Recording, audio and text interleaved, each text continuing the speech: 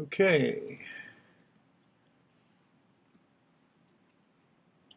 Good morning, everyone.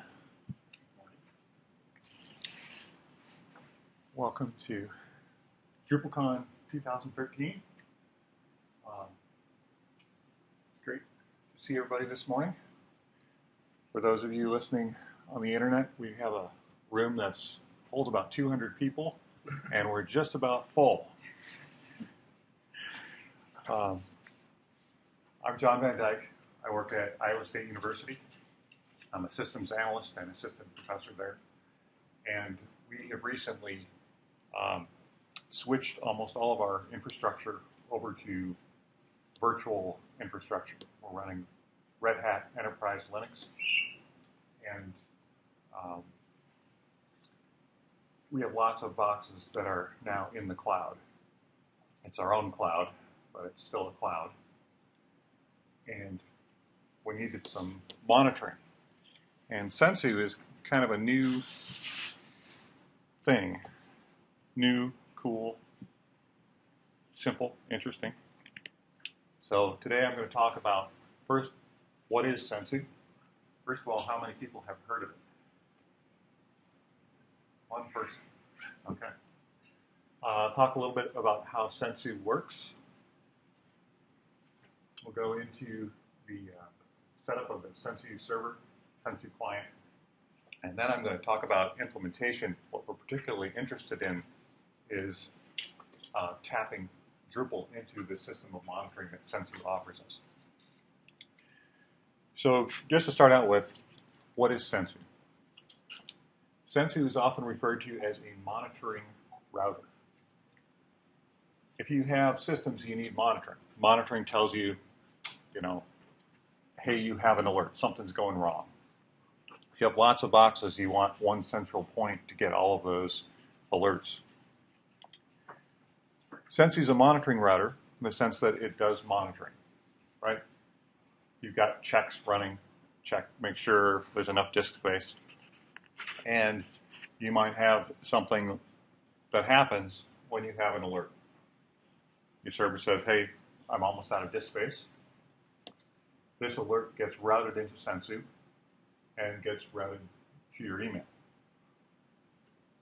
Now, your email is one of several possible outputs, right? If you've got something that's a little bit more critical than, disk is 80% full, you might want to go to more than one output. You might want to go to email, log when this happens so you can correlate it with maybe some other event. And maybe you want to be paged because your server is in serious trouble. And that's the idea behind Sensu. Sensu kind of provides the framework for routing alerts into and out of the system. So it's kind of like Drupal in the sense that for websites, Drupal can take just about anything in. Push something into Drupal, and there's multiple ways to do it. And Drupal can also send almost anything out in almost any format. And Sensu's kind of got the same approach. It's kind of this thing that just sits there and you push stuff into it, and then things come out of it. And the terminology is that you run a check of some sort, goes into Sensu, and then it's handled by a handler. Sensu is the Japanese word for fan, one of these folding fans. The idea is that these checks can be routed out to multiple places, so you can have multiple handlers. Sensu comes with default handlers that will just make a log entry, but you can add whatever handler you'd like. And an example we gave was you may want to have an email handler. All right, so this is all kind of just very basic introductory monitoring stuff. So let's talk about how it's really put together. At the heart of Sensu is something called RabbitMQ. How many of you have heard of RabbitMQ? Okay. RabbitMQ is a system it's basically based on a messaging protocol. So you send messages in, and you can get messages out. It has an arbitrary number of queues that you can push things into, and that's kind of the central system where everything gets kept track of. There's also Ruby code. Sensu is actually only about 1,000 lines of Ruby code. I think, personally, I love Ruby. It's a beautiful language, no curly braces and stuff. So you can actually just read through the Sensu code. It's really clear. There's not too much of it. And of course, we have Redis, because all modern systems have Redis. Redis is a key value store. It's supported by VMware. It's also open source.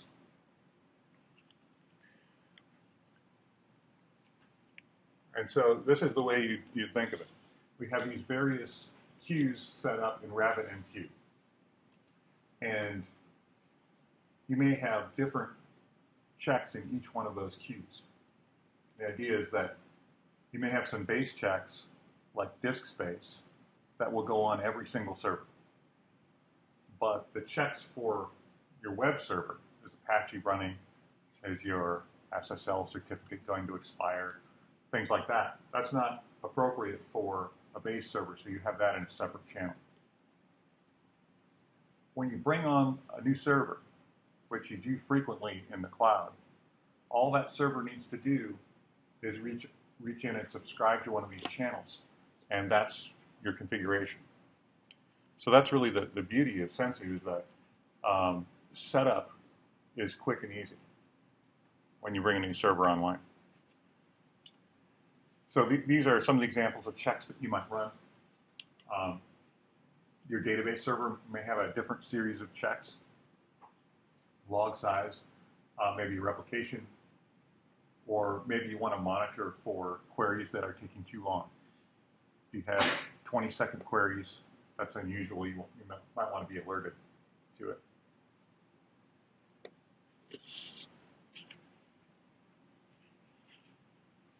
So servers can subscribe to multiple channels in Sensu.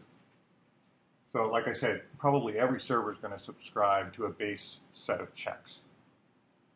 And then your web servers might subscribe to one set of checks. And your database servers may subscribe to another set of checks.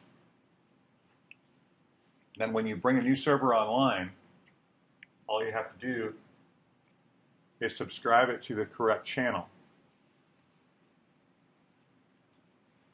The way this works underneath is that there's a Ruby library that talks to RabbitMQ. And when you configure Sensu for the first time, you set up certificates so that the communication is done securely over SSL. And when you roll out a new server, you're going to include that SSL information. So Ruby is going to talk to RabbitMQ over a secure channel. So all you need to roll something new out is, we use Puppet at Iowa State, but Puppet basically provisions a server with Sensu with those SSL certificates. And then the server basically says, hello, I'm here. And Sensu says, I recognize you. I recognize that you're this particular, you want to subscribe to these particular channels, and starts pushing checks down the pipe. Let's look a little bit more closely at the Ruby code itself. Sensu Server is built on a couple of different components. In Ruby, they're called gems. Probably the biggest one is Eventmachine. Eventmachine implements the Reactor design pattern. If you're familiar with the Reactor design pattern, it's something that basically takes in data and distributes it efficiently. Okay, so it's basically listening, and then it will dispatch events to the appropriate places. The OJGem is actually optimized JSON. It's an optimized JSON library written in C, so that the parsing and the parsing of JSON is going to be extremely efficient. So Sensu uses JSON everywhere. So your configuration is JSON, your checks are JSON. There's basically just a lot of JSON flying around. And then there are drivers for Redis, and AMQP is the Advanced Message Queuing Protocol. That's what RabbitMQ speaks. That's an official protocol for messaging middleware. And like I said, the beauty of this is that the actual Sensu code, since it's built on all these other things, is really short, to the point. So when you set up Sensu, this is what your configuration is going to look like. In Etsy Sensu, or wherever you keep your configuration, there's a config.json that's got your sort of standard stuff, your credentials for connecting to Rabbit, the name, server, that kind of stuff goes in there. And then conf D is like any other system in Etsy, is that's kind of built for automated deployment. So Chef or Puppet or whatever you use is going to be throwing in little snippets of JSON into the conf D directory. So when you define a check, that'll also be defined in JSON. You'll throw it in here. Extensions are a bit advanced. The basic idea is that when you run a handler, basically Sensu is going to fork another copy of Ruby and run it. And then that is going to basically kill itself at the end when it's done. If you have a really high amount of traffic and a lot of handlers, you may not want to do that forking all the time. And so you may want to write an extension that essentially is persistent and handles things that way. Mutators are also a little bit advanced. I'm not going to talk about that much other than to say it's similar to Logstash in that when you have information coming in, you have a chance to basically manipulate the information. So maybe you're going to some sort of external handler that needs a particular amount of information that's not coming in from the check. You've got a chance to modify that check and change it around before you send it on. Plugins are for the actual code that runs when a check runs. So if you're going to call a shell script and find out what a result is, that would go in there. And then SSL is sort of self-explanatory. So this is the part on the client that you would set up. You're basically just saying, where is the RabbitMQ server? What are the credentials that I'm going to use to connect to it? And then where can I find the SSL keys to do the secure connections?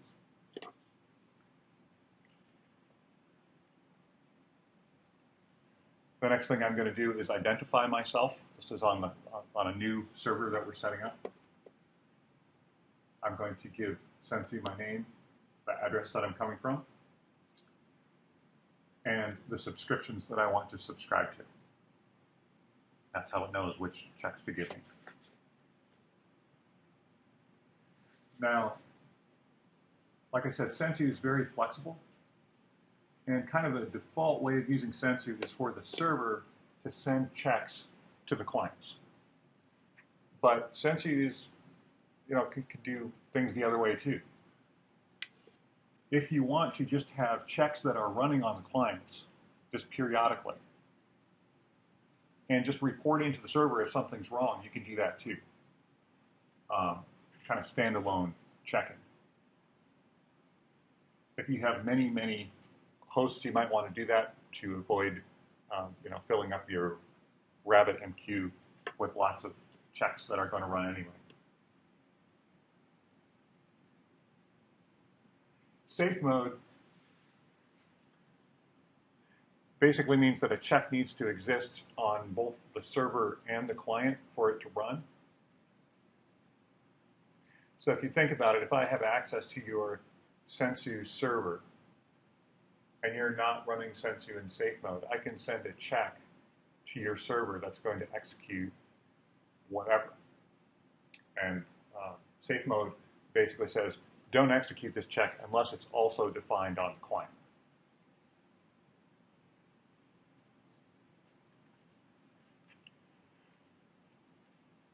So I'm going to do just a real basic example where we'll do our own check. We'll set it up. And all we're going to do is we're going to go from the Sensu server to a host machine that's running both Sensu client and a copy of Drupal. And we're going to create a check that's going to go out from the server to the client. The client is going to check what version of Drupal we're running, whether that is a current version of Drupal, and if it's not, it's going to alert back to us. So here's our methodology. First, we're going to create a plugin. Now that's the actual code that's going to run on our client and do the check. So that code will basically talk to Drupal, find out what version it is, and return that value. Secondly, we're going to define the check configuration on Sensu, so Sensu knows how to run that code that we were just talking about. And then thirdly, we're going to appropriately determine how we're going to handle that response. How you want to be alerted if your Drupal's out of date. So step one,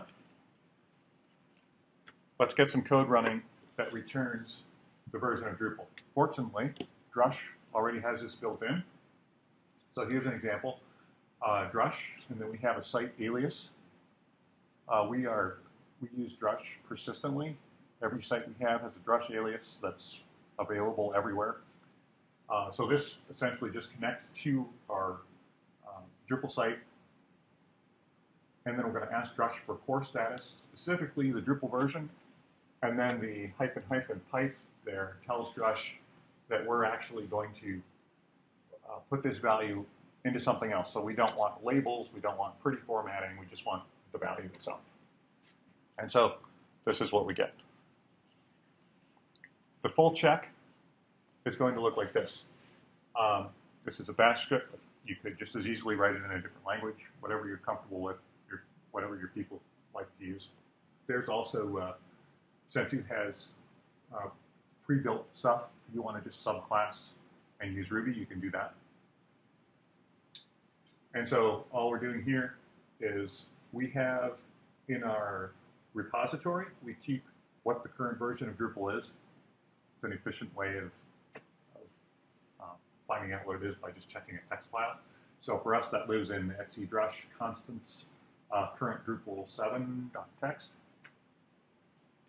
And then at the bottom here, you can see that if the versions don't match, we're going to do two things. First, we're going to create some output. And secondly, we're going to create an exit value. Now, exit values are very important to Sensu. There are three possible exit values. An exit value of 0 means everything's okay. And if a check runs on the client with an exit value of 0, generally that is not sent, right? Because everything's fine. An exit value of 1 means a warning. So if you have a Sensu Dashboard, that'll come up as a yellow. And then an exit value of 2 is critical. So this allows us to return both the severity status of our check and to return information about the check. And that's arbitrary, right? Whatever we throw into standard out is going to come back and be available to whatever we're using to handle it. Okay, so back on our Sensu server, we're going to say we're creating a check. We're going to give our check a name called check Drupal current. So that's a unique name for this check. We're going to use the mailer handler. I'll back to that in a minute. And then this gives the command that will run on the client. We're going to push this into the Drupal channel. And we've set it up to check once an hour. And if we have an alert, we're not going to alert more than once a day.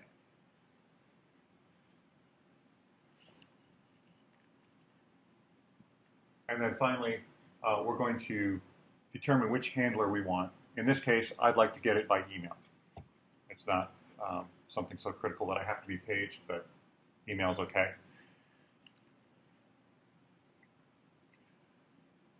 It's probably not a good idea to hard code our Drush site alias here, right? Because I'm going to have multiple servers. And if I hard code the alias here, then another server subscribing to the Drupal channel is not going to want to run this alias. So we can use a placeholder. We use a placeholder here in our check. Then when it runs on the client, before it actually runs, it's going to be there's some substitution that's going to happen. And those values for substitution are in your client JSON. And those are arbitrary. You can set whatever values you want there.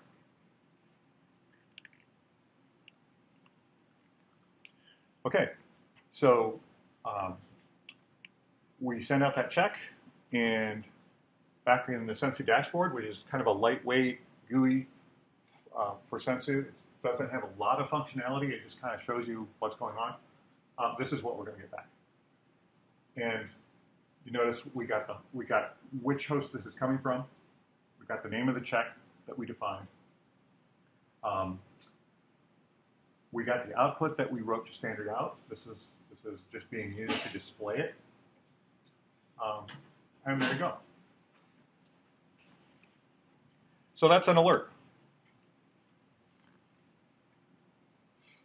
Once you have this infrastructure in place, though, with hosts reporting things, you start to think, well, maybe this can be used for more than just alerts.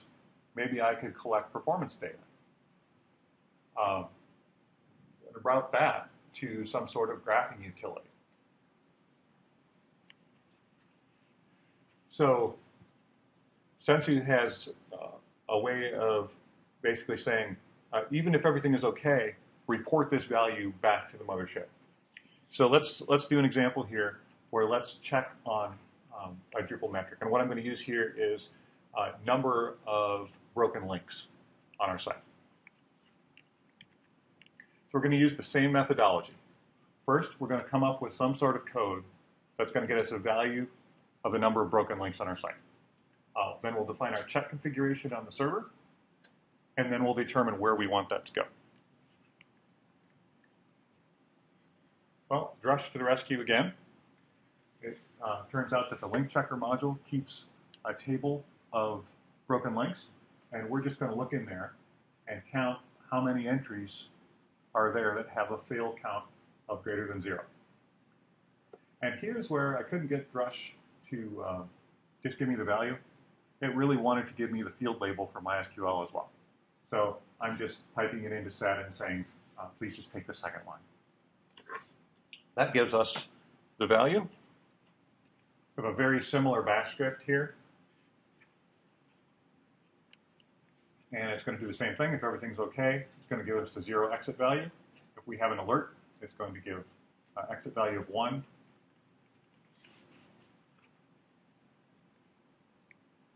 And the change that we're going to make back on the server when we configure this check is we're going to add one key value pair of type is metric. And this basically tells the client, just keep reporting this every time.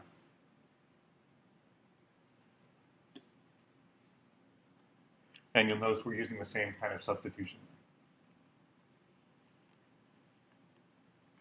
Now, we could send this to email, but that doesn't really make a lot of sense.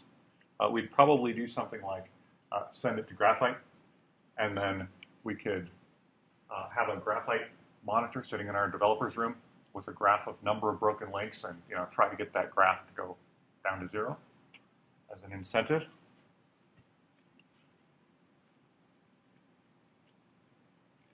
And this is what this would look like in the dashboard.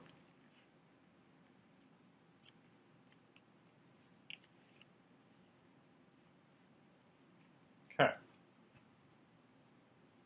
I just want to stop here and take any questions before I go on with the Drupal, pushing Drupal the other way. Back up a couple slides on the code for the broken links. One more.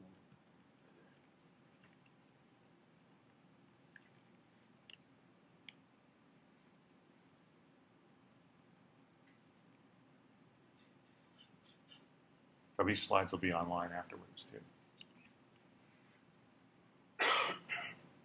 Other questions?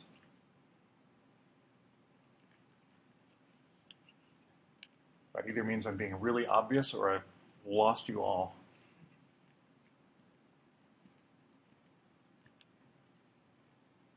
Okay. So you can see that Sensu can be used to monitor just about anything and route it back to a central service of some sort. Well, inside Drupal, we already have a basic monitoring service. It's called the Watchdog. When things happen inside Drupal, by default, they get written to the Watchdog using the database logging module, which is enabled by default. If you've done any sort of high-performance Drupal sites, generally we turn off the database logging module because every time something happens, you're making a write to your database, and that doesn't really scale so well. So there's an alternative in Drupal called the syslog module, which will just write it to a text file. And often high-performance sites do that. But the Watchdog really has another function. It doesn't just record what happens, but it records the severity of what happens. So what if we could map Drupal Watchdog events by severity to Sensu? And that's basically where I'm going.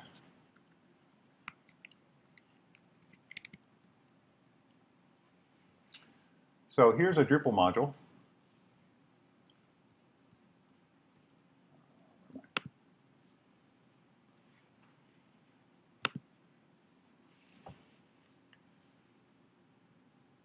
Which basically does what I was talking about.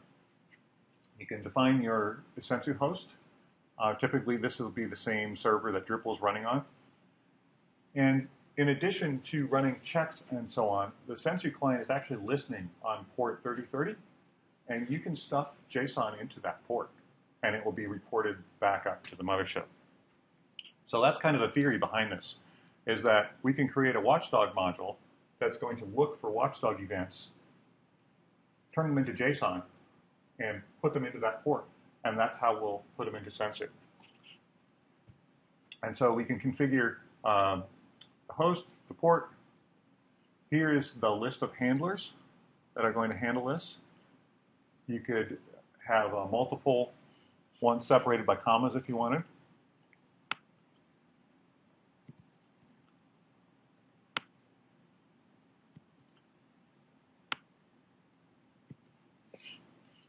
And then here's where we would map from one to the other. Now, Drupal has 7 levels of severity. So we have to map those to the 3 levels of severity that Sensu has. So we probably want emergency, alert, and critical to all be critical events in Sensu. Errors and warnings could be warnings. And then we'll just ignore things like notices and info and debug. Yes? This is a Drupal module, yes. Do we enable the table module for this one?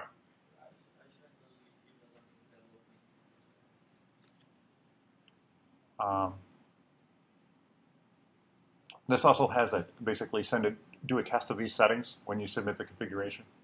So if you set these and then hit Save Configuration, if this checkbox is checked, you should see a test Sensu event get thrown in there.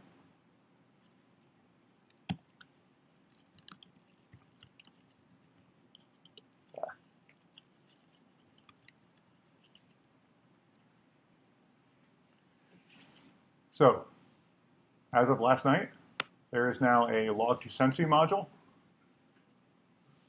which basically does this mapping. And the defaults are pretty reasonable. Let me know if you run into any bugs, and we'll try to work those out. But it's pretty simple in concept. I mean, we're just basically filtering the Watchdog and sending events to Sensu.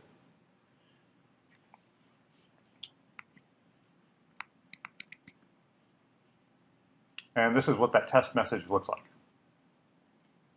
Okay? John, are you totally replacing all the Watchdog stuff? Are you still going to write the syslog, or are you totally replacing? Well, the nice thing about the Watchdog modules is that they listen to the Watchdog hook in Drupal. That was one of the nice things about Drupal 7 as we kind of got out of this hard-coded Watchdog stuff. So if you want to run the database logging module, the syslog module, and the Sensu module all together, it's up to you. But turn off or on whichever ones you want. And you can turn them all off, and then nothing will be listening to those Watchdog hooks.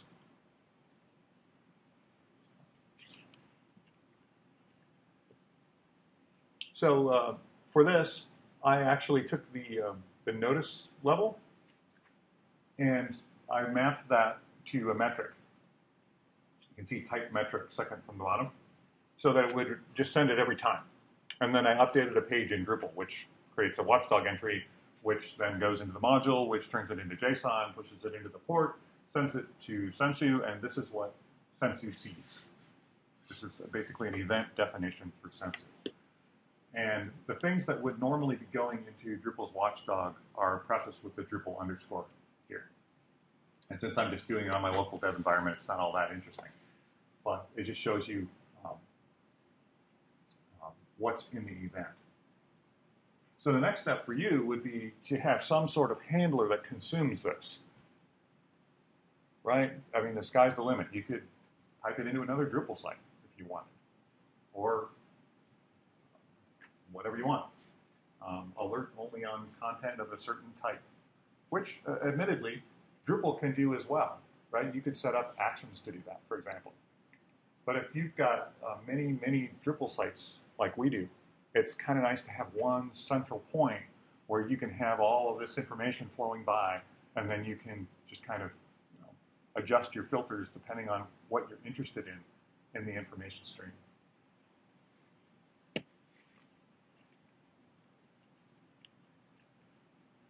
So this is just, I really just scratched the surface with what you can do with Sensu. Nagios scripts that are already written use the same methodology of the 0, 1 warning, 2 critical. So they will just plug in nicely to Sensu, and you can use the results.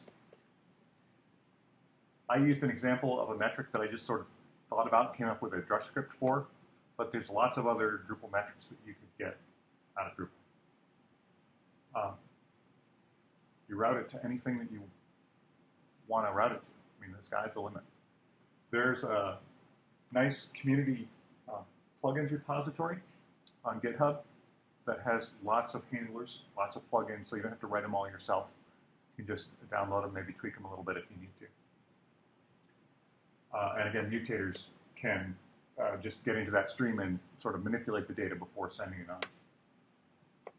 So there's the link to Sensu. sensuapp.org. It's an open source project, so if you want to get involved, you certainly can. And here's a link to my log to Sensu module. Patches welcome. Questions?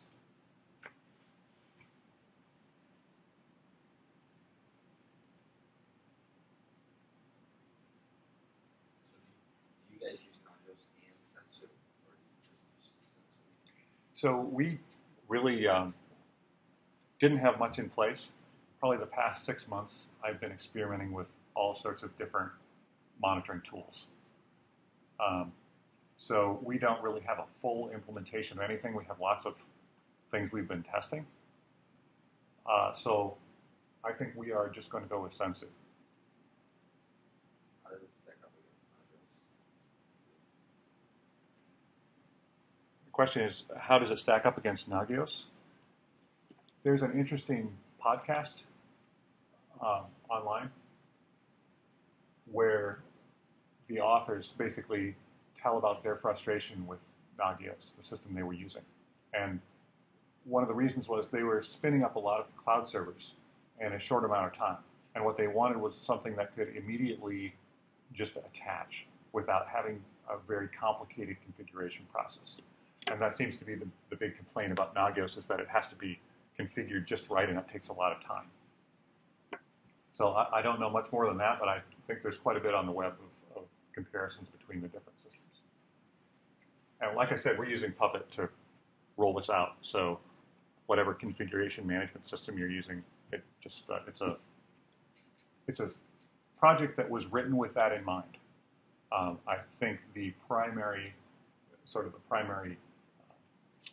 target is Chef, but there's also a fairly nice Puppet manifest in the repository. So kind of from the ground up, written for configuration management. So it listens for JSON events. Have you sent anything more complex as far as sending errors to it besides just regular text and trying to set down some objects or anything like that for debugging purposes? So it doesn't. I have not tried to send anything other than text through the system, but I think the key would be that you have a handler on the other end that's going to know what to do with that data. In the Drupal module, I'm using the Drupal has a built-in Drupal encode JSON function, which takes care of making sure that everything's escaped properly and so forth. But I haven't gone beyond sending text information.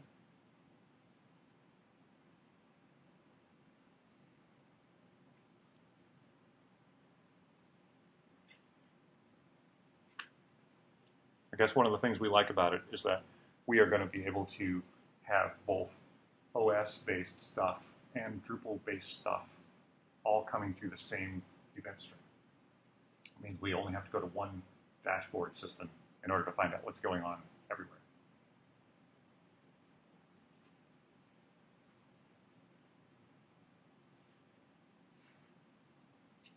Maybe also with the graphite stuff. So we've actually jumped into this recently enough that I don't have graphite set up yet. But it seems like a lot of people who use Sensu also use graphite.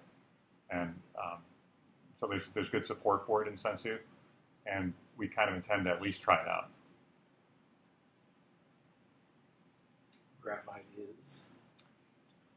Graphite is a system that you can throw metrics at, and you get nice graphs.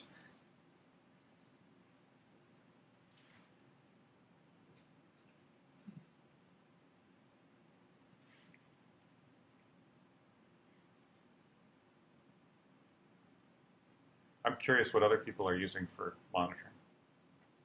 Somebody mentioned Xenos earlier. Nagios. We have an issue with each of our virtual servers.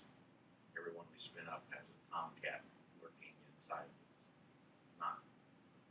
It's difficult to keep track of and understand what Tomcat's up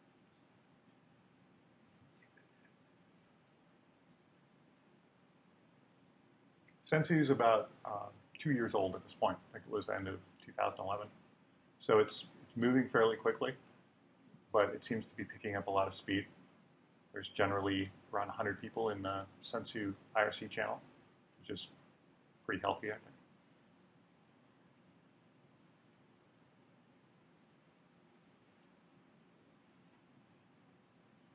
Anybody using things specifically for Drupal monitoring? They just assume it just runs fine.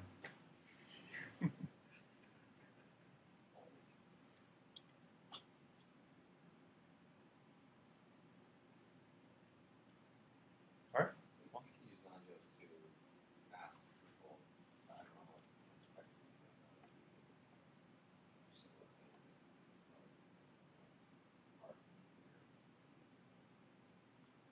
It's possible, but you're not actually doing it. But for our side, yeah, we are, but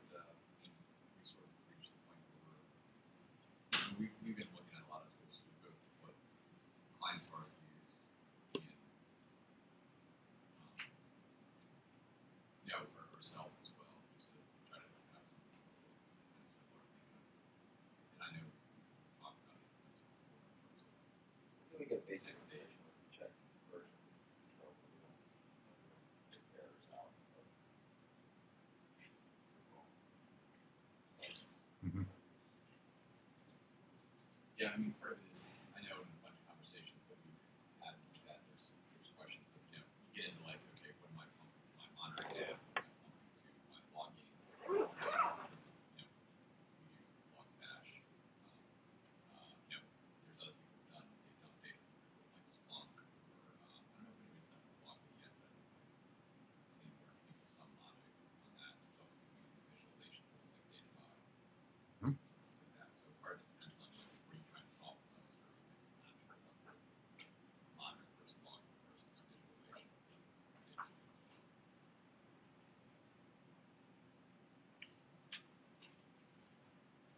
Okay. Well, thanks for coming.